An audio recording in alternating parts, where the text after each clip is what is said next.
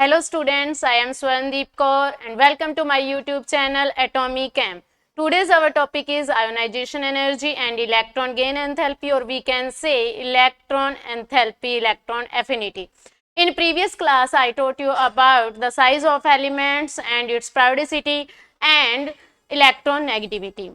I taught you that how electronegativity works and how electronegativity and size affect our reaction mechanism. To understand our reaction mechanism, how compounds are formed and how these two factors affect our reaction mechanism, how these affect the formation of compounds.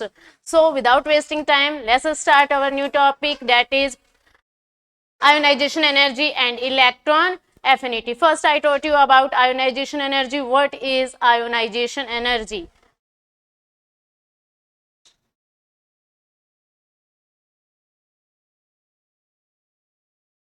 Ionization energy.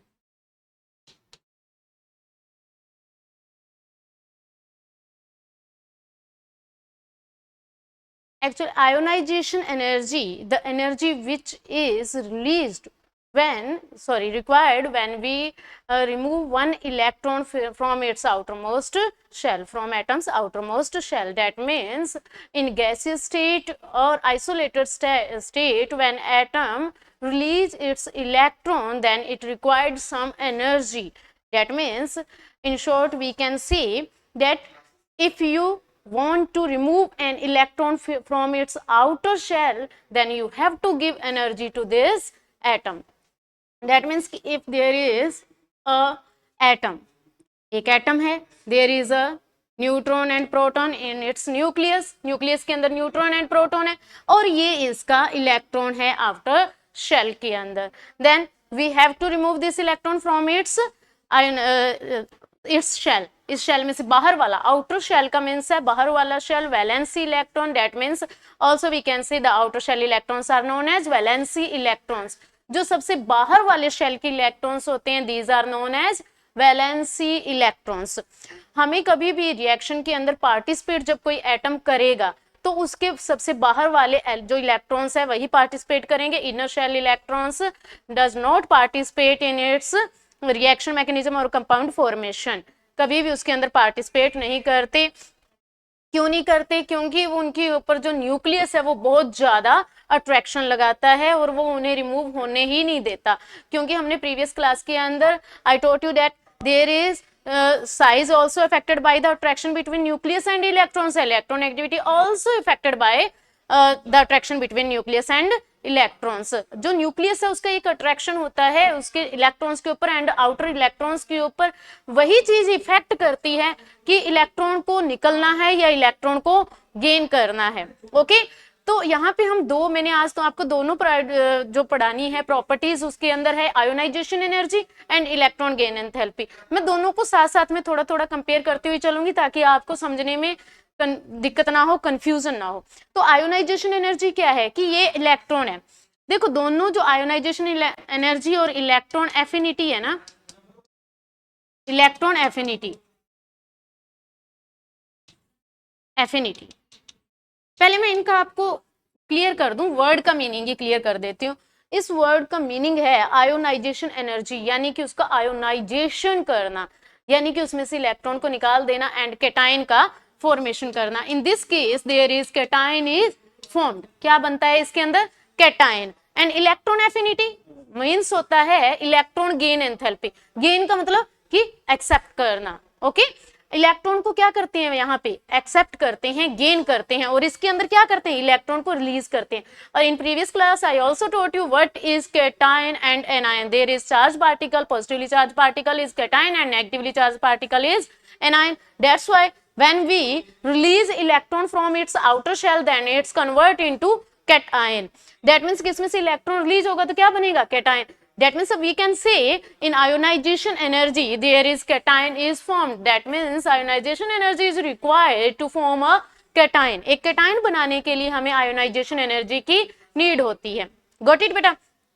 Next, electron affinity. I told you that electron affinity is also known as electron gain enthalpy, that means जिसमें electron को gain किया जाता है वो क्या होती है, electron affinity होती है।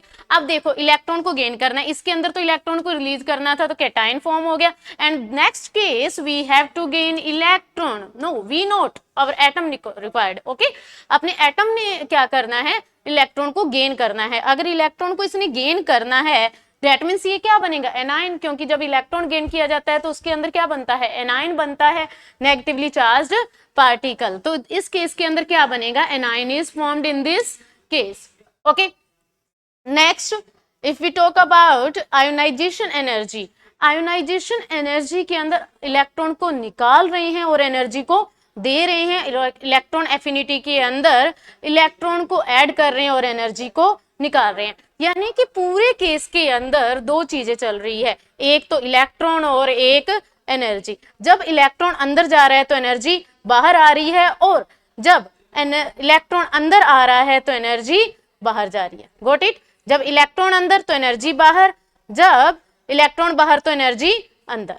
गॉट इट बेटा, इलेक्ट्रॉन बाहर तो एनर्जी अंदर, इलेक्ट्रॉन अंदर तो एनर्जी बाहर, यानी कि दोनों चीजें एक जगह पे नहीं रुकती। रीजन होता है क्यों, क्या होता है कि जब इलेक्ट्रॉन है वो भी तो एक एनर्जी ही है, समझ में आई बात। और हमें क्या चाहिए, कभी भी एनायन बनाना है, कैटायन बनाना है, उसका स्टेबल होना भी तो जरूरी है। विदाउट स्टेबिलिटी तो वो अपने काम का ही नहीं, वो बना और खत्म हो गया, तुरंत ही खत्म हो गया, तो अपने काम का ही क्या हुआ। मान लो सोडियम है, Na+ है, सोल्ट बनाना है, हमने कॉमन सोल्ट जो कि हम यूज में लेते हैं, सोडियम एंड क्लोरीन बनाना था। मैं ज्यादातर यही एग्जाम्पल उठाती हूँ because it's well known for us, है ना, हम इसको अच्छे से जानते हैं। सोडियम क्लोराइड को, सोडियम के ऊपर positive charge and on their is chlorine which is negatively charge anion. तो यहाँ पे हमने जब सोडियम बनाना है, अगर वो Na+ स्टेबल होगा, रुका रहेगा, तभी वो Cl- के साथ में ऐड होगा। अगर वो स्टेबल ही नहीं हो कि वो बने और तुरंत ही खत्म हो जाए, है ना, तुरंत ही वो वापस से जो उसने इलेक्ट्रॉन रिलीज किया तुरंत ही वापस ले लिया, स्टेबिलिटी का मतलब यही होता है कि जो भी है उस पोजीशन के अंदर ना रुका रहे। अगर वो पॉजिटिव कंडीशन के अंदर रुका ही नहीं रहा, उसने तुरंत अपना इलेक्ट्रॉन वापस ले लिया, तो वो तो क्लोरीन के साथ में अट्रैक्ट हो ही नहीं पाएगा, बॉन्ड फॉर्म ही नहीं हो पाएगा, कंपाउंड स्टेबल नहीं हो पाता। दैट मीन्स कि कभी भी एनायन कैटायन कुछ भी बनाया जाता है, कोई भी रिएक्शन होती है, सब चीज के लिए हमें क्या चाहिए, स्टेबिलिटी। क्योंकि यूनिवर्स का रूल है कि वो किसकी तरफ बढ़ता है, स्टेबिलिटी की तरफ बढ़ता है ना, कि हर चीज क्या होना चाहती है, स्टेबल होना चाहती है, कि स्टेबल हो जाए। तो यहाँ पे cations and anions are also formed to form a stable cation and stable anion. क्या बनाना है हमें, स्टेबल कैटायन बनाना है और स्टेबल एनायन बनाना है। तो देखो स्टेबिलिटी के लिए क्या चाहिए कि जितना उसकी एनर्जी पहले है उतनी ही एनर्जी बाद में रहे। अब यहाँ पे हम इलेक्ट्रॉन रिमूव कर रहे हैं, अगर इलेक्ट्रॉन को रिमूव कर रहे हैं यानी कि उसकी एनर्जी रिमूव कर रहे हैं। अगर उसकी एनर्जी रिमूव करेंगे तो हमें एनर्जी अंदर कुछ ना कुछ तो देनी पड़ेगी, दूसरी फॉर्म देनी पड़ेगी according to energy conservation law, कि एनर्जी क्या है, स्टेबल है ना। कोई जो पूरी यूनिवर्स की एनर्जी क्या है, स्टेबल है, यानी कि या तो उसको एक फॉर्म से दूसरे फॉर्म के अंदर अपन कन्वर्ट कर सकते हैं, लेकिन उसको हम कभी भी डिस्ट्रॉय नहीं कर सकते। सेम यहाँ पे वो रूल लगता है कि अगर इलेक्ट्रॉन को रिमूव करना है तो हमें उतनी ही अमाउंट की एनर्जी उसको देनी पड़ेगी, तभी वो इलेक्ट्रॉन वहां से निकलेगा, अदरवाइज इलेक्ट्रॉन वहां से नहीं निकलेगा। ये चीज आप देख सकते हो, अपने डेली लाइफ में भी देख सकते हो। आप धूप में कोई टेबल को रख दो, आयरन टेबल को, लोहे के टेबल को रख दो, कुछ टाइम बाद में वो क्या हो जाएगा, गर्म हो जाएगा। क्यों हुआ, क्योंकि जो पार्टिकल थे, जो सनलाइट थी, उसके अंदर जो इलेक्ट्रॉन थे एनर्जी वाले, उन्होंने कहाँ पे स्ट्राइक की, टेबल के इलेक्ट्रॉन्स के ऊपर, और वो एनर्जी तो अंदर चली गई और वहां से इलेक्ट्रॉन कहाँ आ गए, बाहर आ गए। यही हो रहा है वहां पे। और किसी चीज को देखो, कोई चीज रिएक्ट नहीं कर रही है ना, कोई रिएक्शन नहीं हो रही उसके अंदर, उसको क्या किया जाता है, गर्म किया जाता है, कि गर्म कर लो रिएक्शन हो जाएगी। दैट मीन्स कि उसको हम एनर्जी देंगे, एनर्जी देंगे तो इलेक्ट्रॉन का फिर लेन देन होगा, इलेक्ट्रॉन का लेन देन होगा तो वो रिएक्शन करेगा। यही होता है रिएक्शन के अंदर। एक्चुअली पूरी रिएक्शंस, कोई भी रिएक्शन उठा के देख लो, उसमें मेन रोल जो प्ले करेगा ना वो इलेक्ट्रॉन ही करेगा। इलेक्ट्रॉन या तो रिमूव होगा या इलेक्ट्रॉन गेन होगा, तभी रिएक्शन होगी, अदरवाइज रिएक्शन नहीं होगी। गेन और रिमूव का मतलब है कि हो सकता है कि वो इलेक्ट्रॉन को थोड़ा सा मतलब कि अपनी तरफ खींच ले, कोवैलेंट बनाने के लिए। समझ में आई बात, यानी कि इलेक्ट्रॉन्स को एक्टिव होना पड़ेगा, उन्हें अपनी ग्राउंड स्टेट से एक्साइटेड स्टेट के अंदर जाना पड़ता है। गॉट इट बेटा। तो आयोनाइजेशन एनर्जी के अंदर क्या हुआ है, इलेक्ट्रॉन बाहर एंड एनर्जी अंदर, यही हुआ। और एफिनिटी के अंदर क्या हुआ, इलेक्ट्रॉन अंदर और एनर्जी बाहर। क्लियर हुई बात। आयोनाइजेशन एनर्जी के अंदर, इलेक्ट्रॉन बाहर, एनर्जी अंदर, इलेक्ट्रॉन एफिनिटी के अंदर, इलेक्ट्रॉन अंदर और एनर्जी बाहर। मैं इसको थोड़ा सा और अच्छे से लिख देती हूँ कि अगर हम आयोनाइजेशन एनर्जी की बात करते हैं, ionisation energy and electron affinity, electron affinity,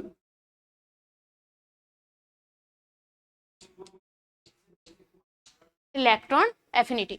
actually ionisation energy को जेड भी sometimes use here, that ionisation in spelling of ionisation Z भी मिलेगा आपको, बोथ स्पेलिंग्स आर करेक्ट, है ना। इसमें ये कंफ्यूज नहीं होना कि पता नहीं एस ए होता है या जेड ए होता है, दोनों स्पेलिंग अपनी जगह पे सही है। एक यूएसए इंग्लिश है and the second one is British English, both are right. चलिए, स्पेलिंग से हमें मतलब भी नहीं है, हमें अपना टॉपिक बात समझ में आनी चाहिए, हमें इसको यूज करना आना चाहिए, बाकी दोनों स्पेलिंग ही सही है।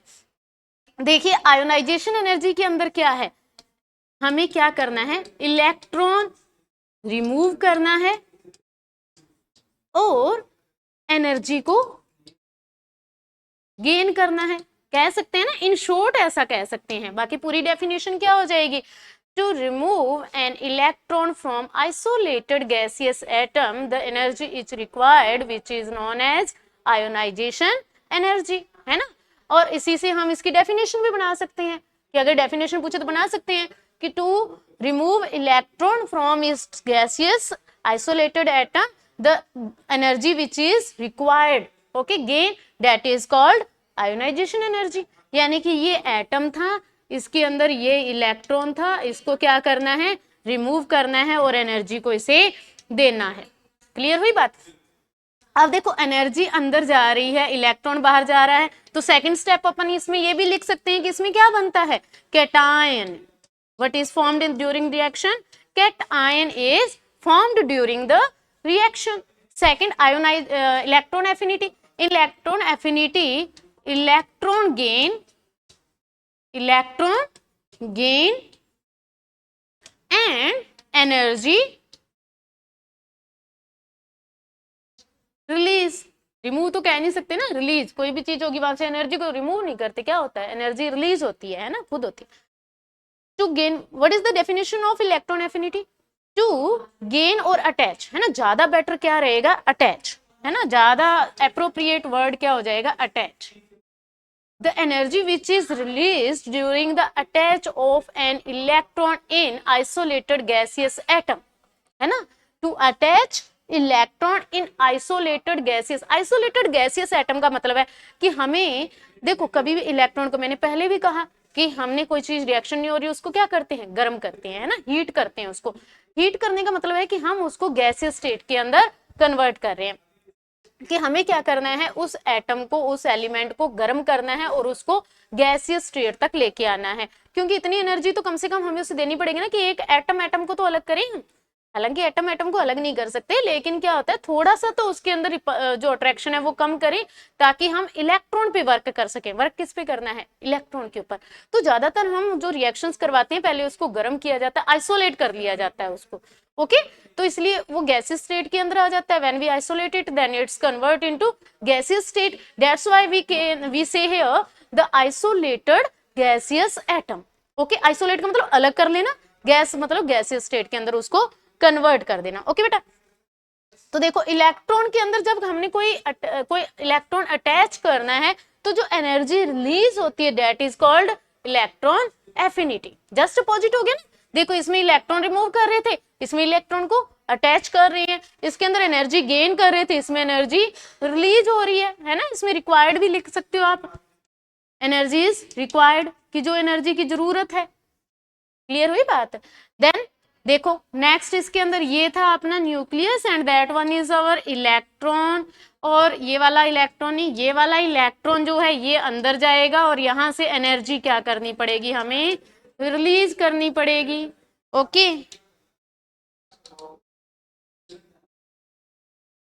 समझ में आई बात।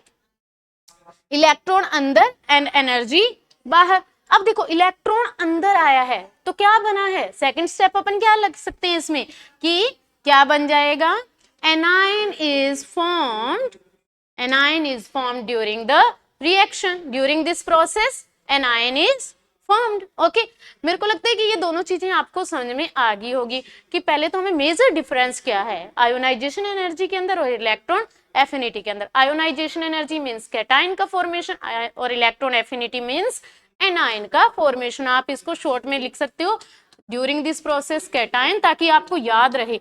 ज्यादातर स्टूडेंट्स इसमें भूल जाते हैं कि आयोनाइजेशन एनर्जी में इलेक्ट्रॉन को रिमूव करना है, इलेक्ट्रॉन एफिनिटी में।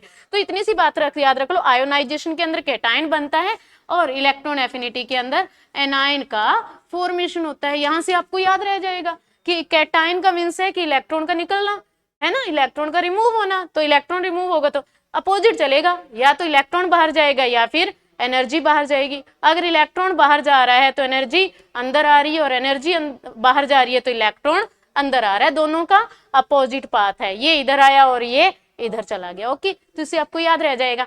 अब मैं वन बाय वन आपको एक्सप्लेन करती हूँ कि आयोनाइजेशन एनर्जी क्या है, कैसे इफेक्ट करेगा, कौन कौन से फैक्टर इसको इफेक्ट करेंगे, और नेक्स्ट मैं आपको बताऊंगी इलेक्ट्रॉन एफिनिटी को कौन कौन सी चीजें इफेक्ट करेगी और ये किस तरह से how this play important role in our reaction mechanism, कि अपनी रिएक्शन मैकेनिज्म के अंदर इंपॉर्टेंट रोल कैसे प्ले करते हैं।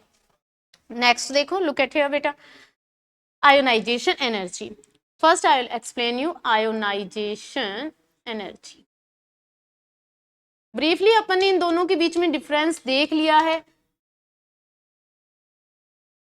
आयोनाइजेशन एनर्जी देखो, आयोनाइजेशन एनर्जी के अंदर ये अपना न्यूक्लियस हो गया, और this one electron we have to remove it from here, and that's why we required energy to remove this one electron.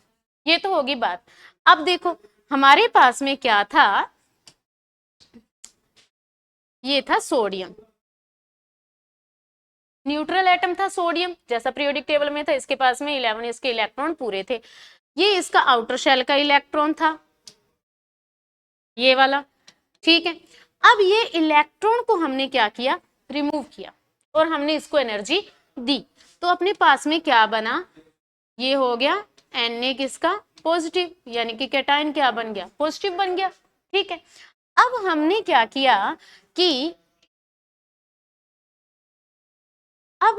किया कि इसमें से इलेक्ट्रॉन को निकाल दिया। अब हमें क्या करना है कि एक इलेक्ट्रॉन और निकालना है। तो मैं इसका अगर शेल बनाऊं तो एक इसके अंदर ये शेल हो गया, और उसके अंदर दूसरा शेल ये हो गया, सबसे अंदर वाला शेल हो गया, then this one and then this one.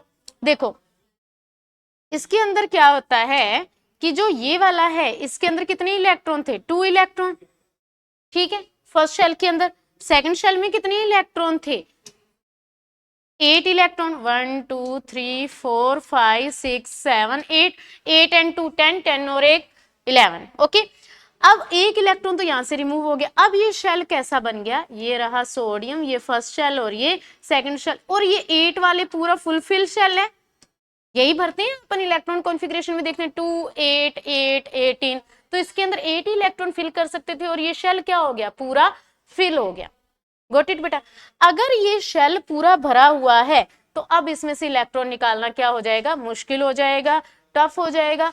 क्यों हो जाएगा, क्योंकि जो वैकेंट शेल है, हाफ फिल्ड शेल है और फुल फिल्ड शेल है, ये स्टेबल होते हैं, यानी कि या तो खाली हो, या आधा भरा हो, या पूरा भरा हो। ये क्या होते हैं, स्टेबल होते हैं, और ये रिएक्शन में जल्दी से पार्टिसिपेट नहीं करते, इनकी स्टेबिलिटी ज्यादा होती है। तो यहां से इलेक्ट्रॉन निकालना और भी मुश्किल हो जाता है। अगर आप आयोनाइजेशन एनर्जी को अच्छे समझ जाओगे तो आपको ये भी पता चल जाएगा कि किसी की वैलेंसी 1, किसी की 2, किसी की 3, या इस तरह से क्यों है, why the valency of elements is 1 2 3 4, that is okay. ये चीजें आपको अच्छे से समझ में आ जाएगी। अब क्या होता है कि जो आयोनाइजेशन एनर्जी होती है, इसको इफेक्ट करता है कि इसके जो इलेक्ट्रॉन है, न्यूक्लियस है, वो इलेक्ट्रॉन को कितना का अट्रैक्ट करके रख रखा है उसने। समझ में आई बात, यानी कि जो फ्री बैठा है उसको ये आसानी से जाने दे देगा कि चला जा, कोई बात नहीं, बाहर ही बैठा है। लेकिन जो इसके बिल्कुल पास में है उसको ये जल्दी से नहीं जाने देगा। ऐसे होता है जैसे कि आपने कोई सामान उठाया है ना, उठाया नहीं, आपका खुद का सामान था, आपका खुद का सामान है, आपने उसको क्या कर रखा है, अपने पास में रख रखा है, अपने बैग में डाल के आपने रख रखा है। तो बहुत रेयर चांस है कि कोई दूसरा उसको ले जाएगा। लेकिन आपने वो अपना जो सामान था वो आपने बाहर कहीं पे रख दिया, कहीं रख दिया, ऐसे ही है ना, चलते चलते कहीं रख दिया, तो कहीं पे भी पड़ा है तो उसको तो कोई भी उठा के ले जाएगा। देखो, अगर किसी चीज की कीमत है ना, वो इस वजह से है कि वो आप उसके ऊपर अट्रैक्शन कितना है, इलेक्ट्रॉन के ऊपर इलेक्ट्रॉन की कीमत है कि उसके ऊपर अट्रैक्शन कितना है, कि आप उसको कितना वैल्यू देते हैं। कोई चीज आपको बहुत बहुत प्यारी है तो आप उसकी कीमत बहुत ज्यादा रखोगे कि नहीं, मैं तो ये दूंगा ही नहीं, क्योंकि मेरे लिए ये बहुत बहुत कीमती है, मेरा इसके साथ में बहुत ज्यादा लगाव है, मेरे को इससे, जैसे कोई तुम्हारा कोई बहुत अच्छा फ्रेंड है, उसने आपको कोई गिफ्ट दिया है ना, तो किसी दूसरे को पसंद आ गया कि यार ये मुझे दे दे, मैं इसका प्राइस भी दे दूंगा, तो आप क्या कहोगे कि नहीं यार ये तो मेरे खास फ्रेंड ने दिया है, मुझे इसके साथ में बहुत ज्यादा अट्रैक्शन है, मैं ये नहीं दूंगा। तो वो क्या करेगा, मान लो कि उसको खरीदना भी है तो वो क्या करेगा, उसकी कीमत बढ़ाता जाएगा कि मैं तेरे को इतना दे दूंगा, इतना दे दूंगा, मेरे को ये दे दे। लेकिन आप क्या करोगे कि कीमत चाहे कितनी भी बढ़ा ले, अगर आपको बहुत बहुत लगाव है तो आप उस चीज को नहीं छोड़ोगे। लेकिन मान लो कि एक ऐसे ही आपको किसी ने रैंडमली कुछ भी दे दिया है ना, कि यार ये तू रख ले, मेरे पास में तो थोड़ा सा एक्स्ट्रा ही था तो थोड़ा तू रख ले, है ना, या मैं ये टी शर्ट लेके आया था, मुझे यार कम जच रही है या मेरे फिट नहीं हो रही, मेरे थोड़े से कम फिट आ रही है, तो तू इसको रख ले, आपने उसको ले लिया, है ना, वो गिफ्ट नहीं है आपके लिए, आपको उसके साथ में अट्रैक्शन नहीं है। तो आप क्या करोगे कि मान लो वो फ्रेंड आपको कहेगा कि यार ये मुझे दे दे, मैं तुझे इसको इसके 100 रुपीज दे दूंगा, तो आप क्या कहोगे कि फ्री की आई हुई है, ले भाई तू ले ले, मेरे को तो उसने दी थी, फिट आई नहीं थी, मेरे को इसके साथ में कोई अट्रैक्शन है नहीं, तो आप इजिली उसको दे दोगे, यानी कि उसकी वैल्यू कम होगी ना। ये सेम केस यहाँ पे होता है। यहाँ पे क्या होता है कि जो न्यूक्लियस है ना, उसका जो उसके पास वाले इलेक्ट्रॉन है उनके साथ में अट्रैक्शन ज्यादा होता है। अट्रैक्शन ज्यादा होने की वजह से वो उसे छोड़ता नहीं है तो सामने वाला उसकी कीमत बढ़ा के लगाता है। कीमत यहाँ पे क्या है, एनर्जी, और उसका जो गिफ्ट है वो कौन से, उसके इनर शेल के इलेक्ट्रॉन। बाहर शेल के जो आउटर शेल के इलेक्ट्रॉन है वो उसके लिए क्या है, वो फ्री के आए हुए सामान है जिसको वो कम कीमत पे भी दे देता है। अब डिपेंड करता है कि कई बार क्या होता है कि इलेक्ट्रॉन्स तो बाहर 5-5 6-6 पड़े होते हैं, तो वो सभी को थोड़ा ना दे देगा, वो एक दे देगा फ्री में, उसके अलावा बाद में जो देगा उसकी कीमत वो भी बढ़ाएगा कि नहीं भाई अब मेरे को भी तो चाहिए सामान, है ना। मान लो कि आपके पास में 2-3 बुक्स है ना, 2-3 बुक्स है एक ही टॉपिक की, तो एक भी आप दे दोगे, दूसरी कोई मांगने आएगा तो आप थोड़ी सी कीमत बढ़ा के कि यार चलो दे देता हूँ, लेकिन जो थर्ड वाली है अब आपके पास में भी तो एक ही रहेगी ना, अब दोगे आप नहीं, आप उसकी कीमत बहुत ज्यादा बढ़ा दोगे। सेम यही यहाँ पे भी यही प्रोसेस चलती है। अगर हम इसके फैक्टर्स की बात करें तो कि कैसे इफेक्ट करता है, तो फैक्टर इन्फ्लुएंसिंग कह दो या चाहे फैक्टर अफेक्टिंग कह दो, है ना, कौन कौन से फैक्टर इसको अफेक्ट करते हैं, कि आयोनाइजेशन एनर्जी को कौन कौन अफेक्ट करता है। तो देखो सबसे पहले हम बात करते हैं साइज की। देखो साइज पीरियोडिक टेबल, ये अपनी periodic table in previous class I told you that on going left to right size decrease and on going up to down size increase. इस चीज को थोड़ा सा ध्यान से समझ लेना, यहाँ पे सारी बात क्लियर हो जाएगी, क्योंकि बाकी वाली चीजें इसी चीज के ऊपर इफेक्ट करेगी, है ना। तो देखो साइज लेफ्ट टू राइट, हमने एग्जांपल लिया ये सोडियम और ये क्लोरीन। सोडियम का साइज क्या है, बड़ा, क्लोरीन का साइज क्या है, छोटा। वही इसका फर्स्ट शेल में इलेक्ट्रॉन, सेकंड शेल में, और ये थर्ड शेल में, इसका first shell, second shell and third shell के इलेक्ट्रॉन, यही था।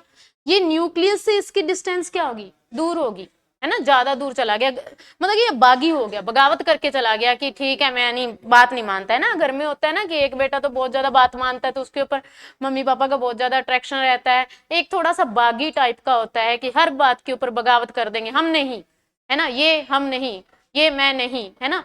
तो ये थोड़ा सा बागी हो जाता है, इसलिए ये क्या हो गया, न्यूक्लियस से दूर हो गया। अब न्यूक्लियस से दूर हो गया तो अट्रैक्शन भी क्या हो जाएगा, कम हो गया। जैसे जैसे दूरी बढ़ती है अट्रैक्शन क्या हो जाता है, कम हो जाता है। भाई अपनी लाइफ में भी ऐसे होता है, प्रैक्टिकली भी, कि अगर डिस्टेंस बढ़ रही है दैट मींस अट्रैक्शन कम हो रहा है, अगर हम लगातार पास में रहते हैं अट्रैक्शन क्या होता है, ज्यादा होता है ना। तो यहाँ पे ये क्या हो गया, दूर हो गया, दूर हो गया तो अट्रैक्शन कम हो गया। अब ये क्लोरीन है, इसके ये रहे इलेक्ट्रॉन, हालांकि इसके बाहर वाले शेल में कितने हैं, 8 इलेक्ट्रॉन है, इसके सॉरी है 7 इलेक्ट्रॉन है, और इसके कितने हैं, 1 इलेक्ट्रॉन है। क्लोरीन के 7 है, लेकिन 7 के 7 ही कहाँ पे है, बिल्कुल उसके पास में, और इसके पास में 1 है और वो भी कहाँ है, दूर खड़ा है ना।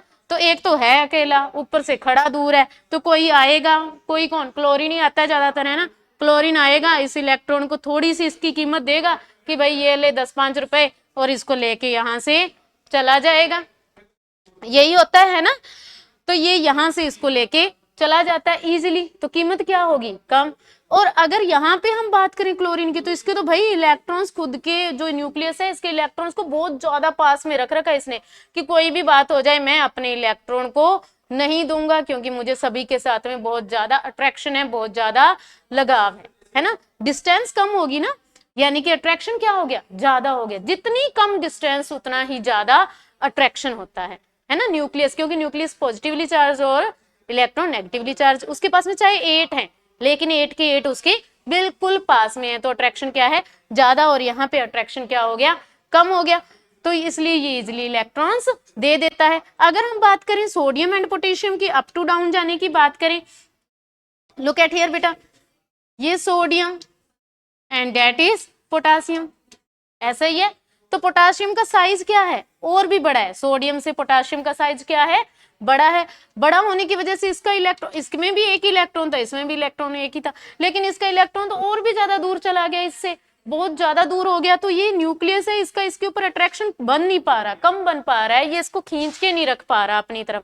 खींच के नहीं रख पाएगा तो कोई दूसरा आराम से ले जाएगा, लेकिन कभी भी फ्री नहीं लेके जाएगा। ये बात ध्यान रखना कि वो चाहे कम देके जाए, लेकिन उसको एनर्जी देनी ही पड़ेगी। ऐसे फ्री में नहीं कि हाँ भी ठीक है बाहर है अट्रैक्शन कम है तो ऐसे ले जाएं, ऐसे नहीं। क्योंकि अगर उसको उठाने के लिए, किस चीज को उठाने के लिए कुछ ना कुछ तो एनर्जी लगानी पड़ेगी।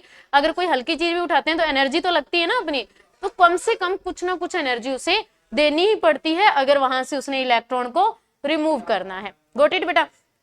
That's why ongoing left to right size decrease dash means attraction increase, that's why ionization energy is also increase। ionization energy क्या हो जाती है, increase हो जाती है।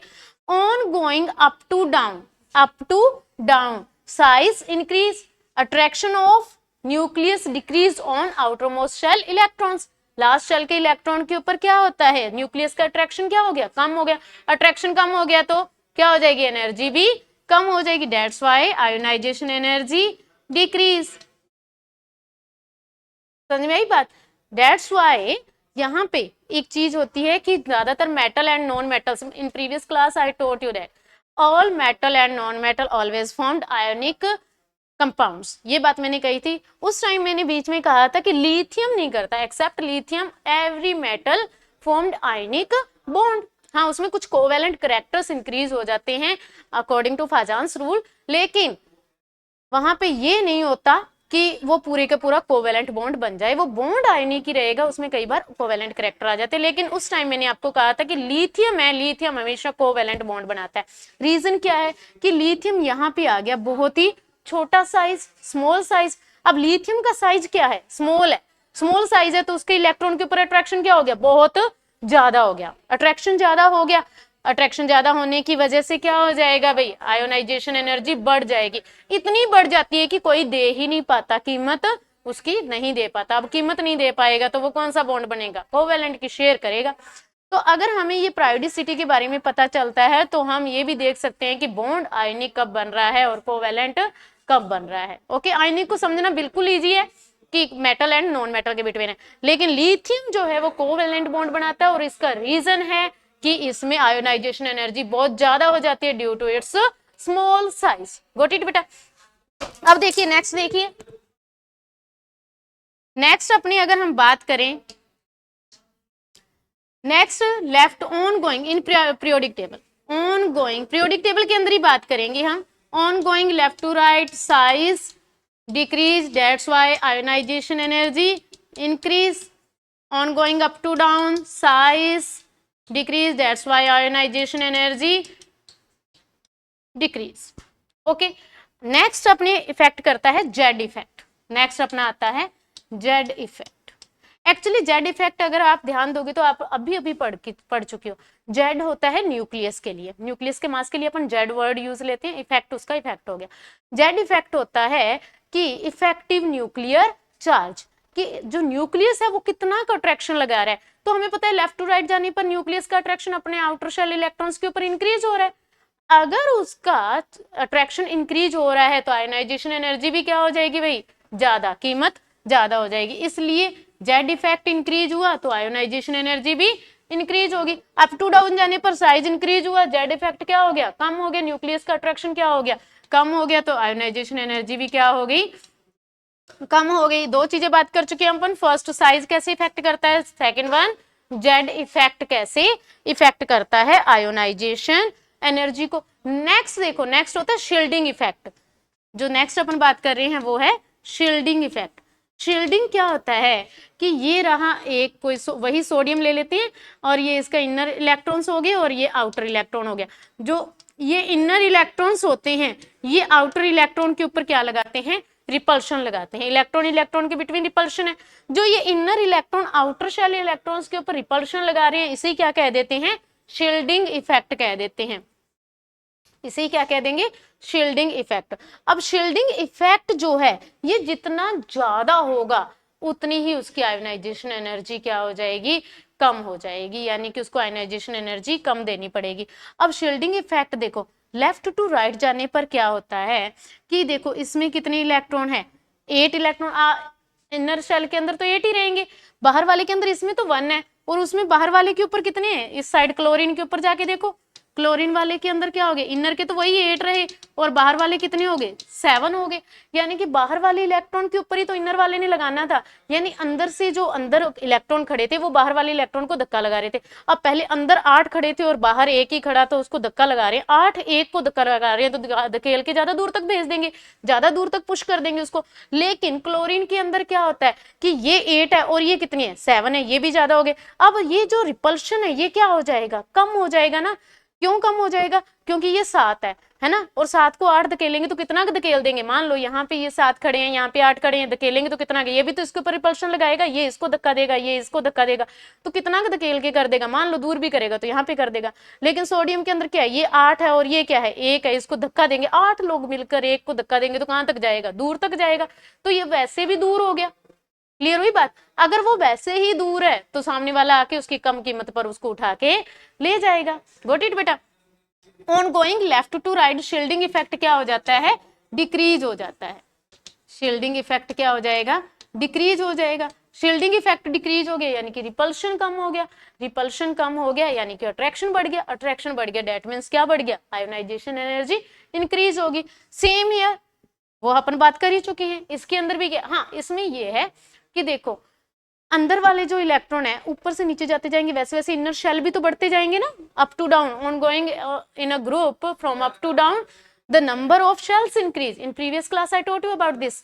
अप टू डाउन जाने पर क्या होता है कि वो क्या हो जाते हैं, शेल बढ़ जाते हैं, शेल बढ़ गए यानी कि इलेक्ट्रॉन्स बढ़ गए। अब जब इलेक्ट्रॉन्स बढ़ जाएंगे तो रिपल्शन क्या हो जाएगा, शील्डिंग इफेक्ट क्या हो जाएगा, ज्यादा हो जाएगा, एंड शील्डिंग इफेक्ट ज्यादा हो जाएगा दैट मीन्स क्या बढ़ जाएगा, क्या कम हो जाएगी, आयोनाइजेशन एनर्जी कम हो जाएगी कि वो दूर खड़ा है उसको ले जाएंगे। गॉट इट बेटा। तो ये कुछ इफेक्ट थे जो इसको इफेक्ट करते हैं, size, Z effect, shielding effect. Okay, next look at electronic configuration also effect, that is another topic about this. look at here बेटा, ये एक अलग से पढ़ने की जरूरत है, जो हम देखेंगे कि आयोनाइजेशन जो इलेक्ट्रॉनिक कॉन्फ़िगरेशन है वो कैसे इफेक्ट करता है। ये लास्ट है, इसके बाद में अपना आयोनाइजेशन एनर्जी खत्म हो जाएगा। देखो जो इलेक्ट्रॉनिक कॉन्फ़िगरेशन की अगर हम बात करें, अगर ये सिंपल सी बात है, कोई इतनी समझने के लिए हार्ड एंड टफ नहीं है। इलेक्ट्रॉनिक कॉन्फ़िगरेशन का मतलब है कि अगर कोई हाफ फिल्ड है या फिर फुल फिल्ड है, ये दो शेल है ना, हाफ फिल्ड और फुल फिल्ड, ये होने पर आयोनाइजेशन एनर्जी हमेशा ही क्या हो जाएगी, ज्यादा हो जाएगी, क्योंकि ये स्टेबल है। स्टेबल है तो ये क्यों हिलेंगे, है ना। ये मतलब मान लो कि ये स्टेबल है, किसी के पास में आउटर शेल के अंदर पूरा भरा हुआ है उसको, तो वो कहेगा क्या कि लो चलो एक इलेक्ट्रॉन छोड़ देता हूँ, ऐसा वो नहीं करेगा, क्योंकि उस केस में वो खुद क्या हो गया है, स्टेबल हो गया है। उसको एक इलेक्ट्रॉन निकालने का पता है उसकी स्टेबिलिटी को खत्म करना, तो ये अपनी स्टेबिलिटी को कभी भी खत्म नहीं करता। उस केस में उसे बहुत बहुत ज्यादा एनर्जी देनी पड़ती है। तो इन दोनों केस के अंदर ही क्या हो जाता है, आयोनाइजेशन एनर्जी इंक्रीज हो जाती है। फॉर एग्जाम्पल, अभी मैं इसका आपको एक एग्जाम्पल लेके बताती हूँ। देखो नाइट्रोजन एंड ऑक्सीजन, ये क्वेश्चन ज्यादातर पूछा जाता है, मोस्टली बोर्डिंग क्लास के, बोर्ड क्लासेस के अंदर भी, और ज्यादातर ये पूछ लिया जाता है जैसे कोई कॉम्पिटिटिव एग्जाम है ना, उसके अंदर वो एमसीक्यूज के अंदर दे देता है arrange the following in increasing order of ionisation energy. तो हमने क्या पढ़ा होता है कि left to on going left to right ionisation energy is increased, ये पढ़ा होता है हमने, है ना। तो यहाँ पे वो हमें ऑप्शन कैसे दे देते हैं कि ये ब्रोन दे दिया, बेरिलियम दे दिया, है ना, और कार्बन दे दिया, नाइट्रोजन दे दिया, ऑक्सीजन दे दिया, ऐसे 4-5 दे दिए। अब वो ऐसे ऐसे लगा के दे देगा या किसी को कैसे भी लगा के अरेंज करके दे देगा। अब अगर हमने सिर्फ इसी के ऊपर चलते हैं कि on going left to right ionisation energy increase, तो हम इसका इंक्रीजिंग ऑर्डर क्या बनाएंगे, ऑक्सीजन, नाइट्रोजन, कार्बन, और ये यहाँ पे हम बस इसको थोड़ा सा सेट कर देंगे। क्या कर देंगे, देखो यहाँ पे ब्रोन एंड देन बेरिलियम, ये अपना ऑर्डर हो जाता। लेकिन यहाँ पे नाइट्रोजन के अंदर क्या होता है, इसके इलेक्ट्रॉनिक कॉन्फ़िगरेशन देखो 1s2 2s2 2p3, इतने इलेक्ट्रॉन होते हैं इसके अंदर, है ना, 7 electron there is 1s2 2s2 2p3। And oxygen का देखो 1s2 2s2 2p4, ये हो गया इलेक्ट्रॉनिक कॉन्फ़िगरेशन। अच्छा मैं ये बता दूं आपको थोड़ा सा शॉर्ट के अंदर कि जो P है S है उसमें मैक्सिमम इलेक्ट्रॉन 2 होते हैं। P के कुछ स्टूडेंट्स को अगर पता नहीं होगा तो ये बात समझ में नहीं आएगी, इन शॉर्ट मैं आपको बता देती हूँ। P के अंदर मैक्सिमम 6, D के अंदर maximum 10 electrons and F there is 14 electrons are filled, maximum electrons. That means कि अगर S के अंदर 2 है तो वो फुलफिल्ड है, P के अंदर 6 है तो वो फुलफिल्ड है, D के अंदर 10 इलेक्ट्रॉन है फुलफिल्ड है, F के अंदर 14 है, that means it's also full filled shell. अगर इसका जस्ट हाफ कर दे, जैसे 14 का हाफ क्या हो गया 7 हो गया, तो ये हाफ फिल्ड हो गया, यानी कि इसके अंदर इनके हाफ है या इतने हैं तो ये क्या है, स्टेबल है। अब देखो ये P के अंदर कितने इलेक्ट्रॉन है, 3 इलेक्ट्रॉन्स, और P के अंदर टोटल कितने हो सकते थे 6 इलेक्ट्रॉन, यहाँ पे 3 इलेक्ट्रॉन्स फिल किए हुए हैं, डेट मीन्स कि ये क्या है, हाफ फिल्ड। हाफ फिल्ड का मीन्स क्या है, ये क्या है, स्टेबल। लेकिन P4 के अंदर कितने इलेक्ट्रॉन है, ना तो ये हाफ फिल्ड होने के लिए 3 चाहिए थे, ना ये फुलफिल्ड है, फुलफिल्ड होने के लिए कितने चाहिए थे 6, that means it's other than half filled and full filled shell, यानी कि 4 है तो अदर हो गया ना, ना तो हाफ फिल्ड है और ना फुलफिल्ड है, दैट मींस ये क्या है, less stable as compare to nitrogen. Nitrogen से कंपेयर में क्या हो गया, लेस स्टेबल। अगर वो ज्यादा स्टेबल और ये लेस स्टेबल है तो लेस स्टेबल की आयोनाइजेशन एनर्जी क्या होगी, कम होगी, और इसकी क्या हो जाएगी, आयोनाइजेशन एनर्जी ज्यादा हो जाएगी। यानी कि हमारा on going up left to right ये ऑर्डर होना चाहिए था, और क्या हो जाएगा, ऑक्सीजन की कम और नाइट्रोजन की ज्यादा। और रीजन क्या है यहाँ पे, the half filled subshell of nitrogen element, nitrogen element का half filled subshell. Got it बेटा, समझ में आ गया।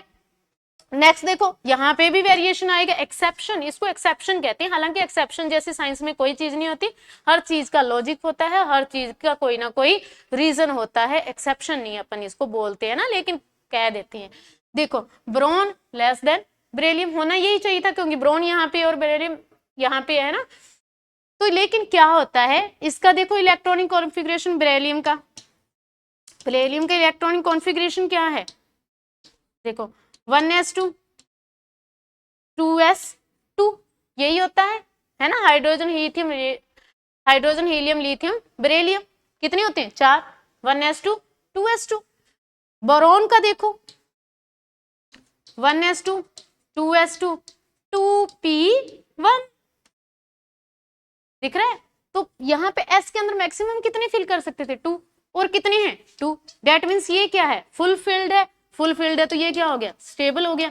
And this one is rather than other than half filled and full filled, ना तो हाफ फिल्ड और ना ही फुलफिल्ड है, दैट मीन्स ये क्या हो गया, less stable as compare to boron. ये लेस स्टेबल और ये क्या है, स्टेबल है। तो किसकी आयोनाइजेशन एनर्जी ज्यादा होगी, बेरिलियम की। दैट मीन्स यहाँ पे फिर वेरिएशन आ गया, यहाँ पे थोड़ा सा फिर चेंज आ गया, क्या कि बेरिलियम की ज्यादा होगी और कंपेयर टू बोरॉन। यानी कि अपना जो अपन बात करें, अपना सही जो होता ऑर्डर वो होता nitrogen, oxygen, carbon, beryllium and boron.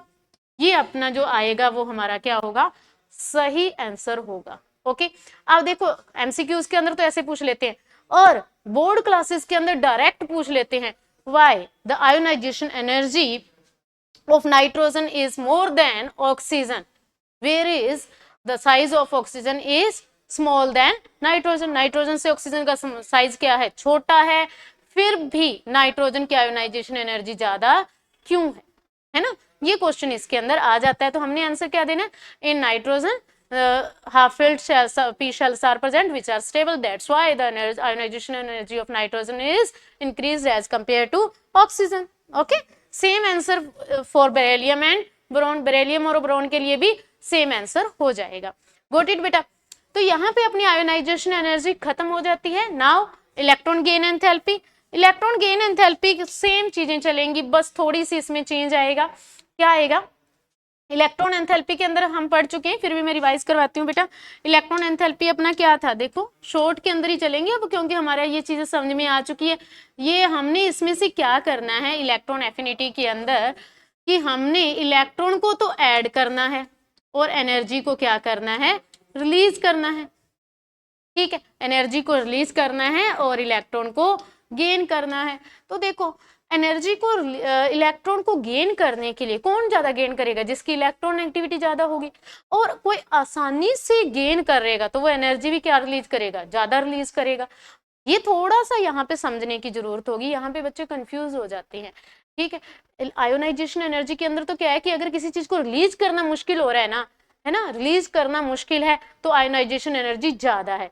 लेकिन यहाँ पे क्या है कि इलेक्ट्रॉन को अगर गेन करना मुश्किल है ना, तो इलेक्ट्रॉन एफिनिटी क्या हो जाती है, कम हो जाती है. इलेक्ट्रॉन एफिनिटी सिर्फ तभी ज्यादा है जब उसको गेन करना इजीली वो गेन कर लेगा, आसानी से वो ले रहा है तो इलेक्ट्रॉन एफिनिटी क्या हो जाएगी, ज्यादा हो जाएगी. इसमें कंफ्यूज मत होना, क्योंकि देखो ज्यादातर बच्चों को क्या रहता है, क्योंकि उनको लगता है कि अगर आसानी से इलेक्ट्रॉन वो गेन कर रहा है तो वो एनर्जी तो कम ही देगा, है ना. ऐसा नहीं है, अगर वो आसानी से गेन कर रहा है तो वो उसकी एनर्जी ज्यादा रिलीज करेगा. आसानी से करने का मतलब है कि वो न्यूक्लियस के ज्यादा पास में आ रहा है. और हमने ये पढ़ा है बहुत पहले भी, हम ये चीजें जानते हैं कि जो न्यूक्लियस के पास में जितना पास में इलेक्ट्रॉन जा रहा है ना, वहां पे एनर्जी, उस शेल की एनर्जी क्या हो जाती है, कम हो जाती है. न्यूक्लियस के जस्ट पास वाले शेल की एनर्जी क्या होती है, कम होती है. अब इलेक्ट्रॉन बाहर से जा रहा है, ज्यादा एनर्जी के साथ में जा रहा है, बिल्कुल न्यूक्लियस के पास में जा रहा है, तो उसको एनर्जी क्या करनी पड़ेगी, रिलीज करनी पड़ेगी. समझ में आई बात है, एनर्जी क्या रिलीज करनी पड़ेगी, ज्यादा रिलीज करनी पड़ेगी, क्योंकि वो न्यूक्लियस के कम शेल वाले में जा रहा है ना, न्यूक्लियस के पास में जा रहा है जिसकी एनर्जी क्या है, कम है. समझ में आई बात है. इसमें कोई कंफ्यूजन हो तो आप मुझे कमेंट कर देना, मैं इसको थोड़ा सा और एक्सप्लेन कर दूंगी. बाकी मुझे लगता है कि समझ में आ गया होगा कि जितना पास में है उस शेल की एनर्जी कम होती है ना. जितना न्यूक्लियस के पास में है ना, उसकी एनर्जी उतनी ही कम है. जैसे ये शेल, इसकी एनर्जी कम है, और जैसे जैसे दूर जाते जाएंगे ना, वैसे वैसे शेल की एनर्जी बढ़ती जाएगी. और आसानी से आ गया, डेट मीन्स कहाँ पे आया, न्यूक्लियस के पास में, यानी कम एनर्जी वाले शेल में आया है. कम एनर्जी वाले शेल में इलेक्ट्रॉन को अपन ने लाना है, तो इलेक्ट्रॉन को एनर्जी क्या छोड़नी पड़ेगी, ज्यादा छोड़नी पड़ेगी. समझ में आई बात, क्योंकि इलेक्ट्रॉन तो बाहर से आ रहा है ना, हम बाहर से ऐड कर रहे हैं उसको. चलिए नेक्स्ट देखिए, इसके अंदर ये इलेक्ट्रॉन एफिनिटी ये होती है कि हमने इलेक्ट्रॉन को ऐड करना है और एनर्जी को रिलीज करना है. अब देखो इसको फैक्टर कौन कौन से अफेक्ट करेंगे, सेम वही फैक्टर इसको इफेक्ट करेंगे. अपन शॉर्ट में चलते हैं. देखो कौन, size. Size left to right जाने पर क्या हो जाएगा, स्मॉल हो जाएगा. साइज छोटा हो गया, न्यूक्लियस का अट्रैक्शन यानी कि क्या बढ़ गया, जेड इफेक्ट बढ़ गया. न्यूक्लियस का अट्रैक्शन क्या हो गया, बढ़ गया. न्यूक्लियस का अट्रैक्शन बढ़ गया और शील्डिंग इफेक्ट क्या हो गया, कम हो गया, क्योंकि आउटर शेल में इलेक्ट्रॉन्स ज्यादा हो रहे हैं. पुश करने वाले तो उतने ही हैं और उधर से धकेलने वाले क्या होते जा रहे हैं, बढ़ते जा रहे हैं. तो इसके ऊपर ये जो रिपल्शन लगाना था वो क्या हो गया, कम हो गया. डेट मीन्स शील्डिंग इफेक्ट क्या हो गया, कम हो गया. सेम वही इफेक्ट इसको, जो उसमें फैक्टर थे वही इसको इफेक्ट करते हैं. शील्डिंग इफेक्ट क्या हो गया, डिक्रीज हो गया. ठीक है, शील्डिंग इफेक्ट अगर डिक्रीज हो गया तो इलेक्ट्रॉन एफिनिटी क्या हो जाएगी, बढ़ जाएगी, क्योंकि रिपल्शन क्या हो गया, कम हो चुका है. ठीक है, रिपल्शन कम हो गया और न्यूक्लियस का अट्रैक्शन बढ़ गया है, तो इलेक्ट्रॉन एफिनिटी क्या हो जाएगी, बढ़ जाएगी. On going left to right electron affinity also increase. दोनों पैरेलल चलते हैं, याद करना भी इजी है. आयोनाइजेशन एनर्जी भी इधर से इधर जाते टाइम बढ़ेगी और इलेक्ट्रॉन एफिनिटी भी इधर से इधर जाते टाइम बढ़ेगी. इलेक्ट्रॉन जो ionisation energy up to down जाने पर भी कम होगी और इलेक्ट्रॉन एफिनिटी भी अप टू डाउन जाने पर कम होगी. याद रखना भी कोई बड़ी बात नहीं है. अप टू डाउन जाने पर साइज क्या हो जाएगा, इंक्रीज हो जाएगा. जेड इफेक्ट क्या हो जाएगा, न्यूक्लियस का अट्रैक्शन क्या हो जाएगा, कम हो जाएगा. एंड शील्डिंग इफेक्ट क्या हो जाएगा भाई, जो रिपल्शन है, अभी हम इसके बारे में थोड़ी देर पहले बात कर चुके हैं. शील्डिंग इफेक्ट क्या हो गया, यहाँ पे ज्यादा हो जाएगा, तो इलेक्ट्रॉन एफिनिटी क्या हो जाएगी भाई, कम हो जाएगी. इलेक्ट्रॉन को गेन करना मुश्किल हो जाएगा। गॉट इट बेटा? यानी कि लेफ्ट टू राइट जाने पर इलेक्ट्रॉन एफिनिटी ज्यादा होगी और अप टू डाउन जाने पर क्या हो जाएगी? कम हो जाएगी। यानी कि अगर हम सोडियम के रेफरेंस में बात करें, सोडियम एंड क्लोरीन के रेफरेंस में, इसकी आयोनाइजेशन एनर्जी तो क्या है? ज्यादा है। दैट मीन्स कि ये आसानी से, सॉरी, आयोनाइजेशन एनर्जी क्या है? कम है, उसकी ज्यादा लिखनी थी मुझे। आयोनाइजेशन एनर्जी क्या है? कम है, कि आसानी से इलेक्ट्रॉन को छोड़ देगा, है ना। और ये क्या है? इसकी इलेक्ट्रॉन एफिनिटी क्या है? ज्यादा है। इलेक्ट्रॉन एफिनिटी क्या है भाई? ज्यादा है। दैट मीन्स कि ये तो आसानी से इलेक्ट्रॉन गेन कर रहा है और ये आसानी से इलेक्ट्रॉन को रिलीज कर रहा है, और यही तो चाहिए कि एक आसानी से इलेक्ट्रॉन को रिलीज कर ले और दूसरा इलेक्ट्रॉन को आसानी से गेन कर ले। अगर ये होता है तो बॉन्ड इजिली फॉर्म हो जाता है, आयोनिक बॉन्ड इजिली फॉर्म हो जाता है। That's why on going left to right non metallic character are increase. Non metallic character are increase. इधर से इधर जाने पर कौन से कैरेक्टर बढ़ जाते हैं? Non metals. नॉन मेटल्स होती है ना, जैसे मेटल्स तो होगी, आयरन हो गया, गोल्ड हो गया, ये होती है। और नॉन मेटल्स जैसे कोई गैस होगी, लिक्विड हो गया, है ना, जैसे ऑक्सीजन गैस, नाइट्रोजन। आप देखो अपनी पीरियोडिक टेबल के अंदर, प्रीवियस क्लास में मैंने करवाई थी, आप चाहे तो वो खोल लो, नहीं तो कोई भी निकाल के देखो। इस साइड में पी ब्लॉक के अंदर इस साइड में जो है सारी की सारी क्या है? गैसेस है। नाइट्रोजन होगी, ऑक्सीजन होगी, and carbon is also non metal. Carbon चाहे गैस नहीं है लेकिन है तो नॉन मेटल ना, तो कार्बन क्या है? नॉन मेटल हो गया। ऑक्सीजन हो गया, सल्फर हो गया, है ना, नाइट्रोजन हो गया, fluorine, chlorine, bromine, iodine, and inert gases. Inert gases जानते हैं ना, noble gases, helium, neon, organ, ये सब क्या होती है? इनर्ट गैसेस होती है। तो नॉन मेटेलिक कैरेक्टर इंक्रीज हो जाएंगे। नॉन मेटेलिक का मतलब क्या होता है? नॉन मेटेलिक कैरेक्टर वो होते हैं जो इजीली इलेक्ट्रॉन को गेन कर लेते हैं। मैं यहाँ पे लिख देती हूँ, नॉन मेटेलिक होते हैं जो इलेक्ट्रॉन को गेन करते हैं, वो नॉन मेटल होते हैं। और जो अप टू डाउन जाने पर कौन से कैरेक्टर इंक्रीज होंगे? मेटेलिक कैरेक्टर इंक्रीज होंगे। मेटेलिक कैरेक्टर इंक्रीज होंगे। मेटेलिक कैरेक्टर कौन से होते हैं? मेटल का क्या काम है? इलेक्ट्रॉन को रिलीज करना, जो इलेक्ट्रॉन को इजिली रिलीज कर देते हैं।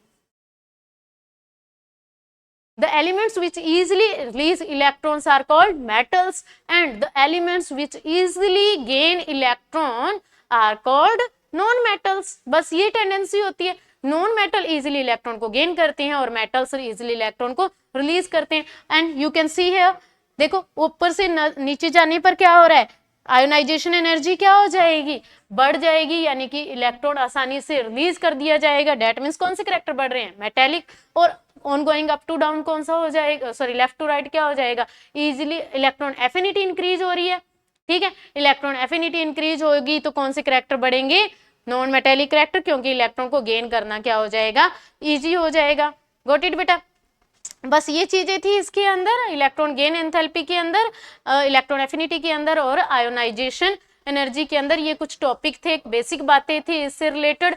अब देखो इससे आप इसके ऑक्सीडेशन प्रॉपर्टीज, रिडक्शन प्रॉपर्टीज, कि कौन सा ऑक्सीडाइजिंग एजेंट है, कौन सा रिड्यूसिंग एजेंट है, ये सब चीजें आप इससे देख सकते हो। And how this play an important role in our reaction mechanism, ये भी आप इससे फाइंड आउट कर सकते हैं कि रिएक्शन के अंदर कौन सा तो इलेक्ट्रॉन को छोड़ेगा और कौन सा इलेक्ट्रॉन को गेन करेगा। इसमें बहुत सारी ऐसी बातें अभी रह जाती है, क्लास लेंथी हो जाती है, क्योंकि बहुत सारी ऐसी छोटी छोटी बातें हैं जिनके ऊपर नॉर्मली कंपटीशन के अंदर इस तरह के क्वेश्चंस इसमें पूछे जाते हैं, जो कि बहुत ही छोटी जगह से उठाया जाता है ना, अपन को बेसिक नॉलेज के बेस पे इसमें से पूछा जाता है।